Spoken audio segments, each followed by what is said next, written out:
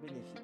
En fait, donc là-bas, donc Jupiter est comment dire? Est le roi des dieux romains, avec son équivalent Zeus. Donc en astrologie traditionnelle, c'est le grand bénéfique. Pourquoi? Parce que lorsqu'il passait, justement, en général, il y avait des bonnes choses qui se produisaient, donc c'était la bonne fortune, en fait. En astrologie moderne, on a revu vraiment la signification de Jupiter.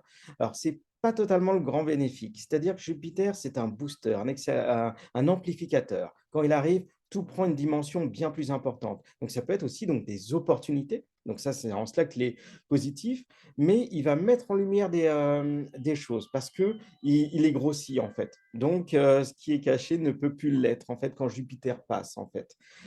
Donc c'est surtout ça. Mais il n'est pas toujours le grand bénéfique parce que lorsqu'on vit une période difficile, bah, Jupiter peut amplifier, comment dire? Les difficultés et ce qui fait que donc bah, du coup, ce n'est plus le grand bénéfique. C'est simplement un amplificateur. Tout comme Saturne lui, il va restreindre, il va réduire, Jupiter amplifie. On dit également quoi, dans un thème natal, Jupiter représente vraiment la réalisation personnelle, la réalisation professionnelle. C'est ça que l'on va regarder sur Jupiter. Et enfin, je dirais que Jupiter, donc, de ce fait, est le maître des passages, puisque quand il arrive, à ce moment-là, tout est mis en lumière, en fait.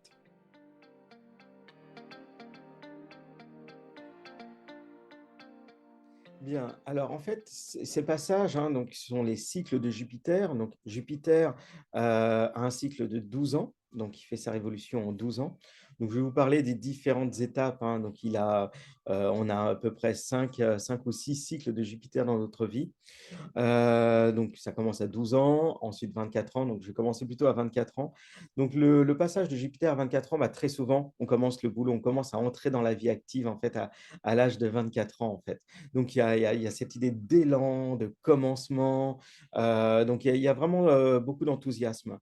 Alors, pour certains, parce tout le monde ne commence pas le boulot, à 24 ans, ça reste quand même une étape et d'ailleurs, parfois, quand on a commencé certaines études à l'université vers, 18 ans, 20 ans, bah, à 24 ans, on peut, bifurquer. On peut dire: «Ah non, non, mais en fait, je m'intéresse à la biologie, mais en fait, c'est pas ça, je m'intéresse plutôt à la géographie» et donc il peut y avoir un changement à ce moment-là, puisque s'il y a toujours cette idée de nouveau cycle, donc de nouvel élan. Ensuite, donc le 3e cycle, je dirais, c'est 36 ans. Alors 36 ans, c'est intéressant parce qu'on est toujours dans cette idée de ça y est, on a commencé le boulot, on commence à être reconnu, ça y est, là, on a des responsabilités. Voilà, on prend des responsabilités et on commence des nouveaux projets. On a suffisamment confiance en soi pour avancer. Dans le même temps, il se trouve qu'à l'âge de 37 ans, il y a Saturne qui arrive, qui lui, dans ses cycles, vous apporte davantage de responsabilités, de tenue. Donc, il y a vraiment une cohérence entre ces 2 planètes dans l'idée, d'avancer, de progresser sur sa voie. Ensuite, on a l'âge de 48 ans. Alors 48 ans, en général, durant la quarantaine, on a connu, pas mal de bouleversements. Il y a beaucoup d'aspects planétaires, hein, entre 42 et 48 ans.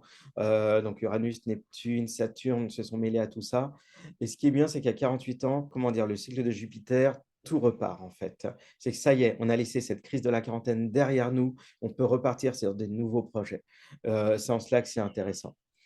Ensuite, on a le passage des 60 ans. Donc en fait, à 60 ans, donc avant c'était l'âge de la retraite, donc ce n'est plus le cas. Mais déjà, pareil, 2 ans avant, on a 58 ans, là, le 2e cycle, le 3e cycle de Saturne. Donc ça y est, nouveau projet, quelque chose des nouvelles constructions et Jupiter va donner un nouvel élan, en fait, à cette nouvelle construction.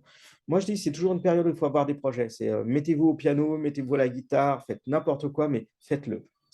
Vraiment un moment où il y a des belles énergies, où on peut vraiment se réaliser.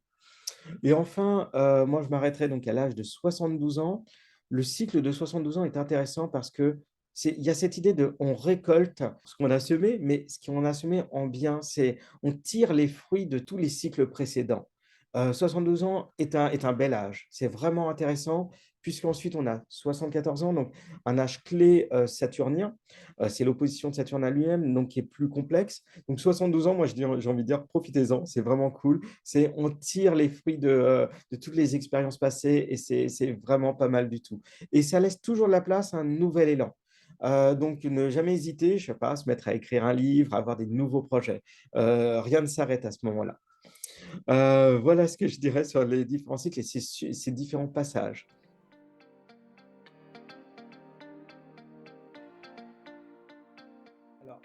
Alors effectivement, donc les, personnes donc du signe du Sagittaire, ascendant Sagittaire ou la lune dans le signe du Sagittaire vont être un peu plus impactées puisque le Sagittaire est dirigé, par, Jupiter. Donc mais les personnes qui ont la planète Jupiter qui a beaucoup d'aspects dans leur thème, natal, eux vont être, directement touchés également par ces cycles, hein.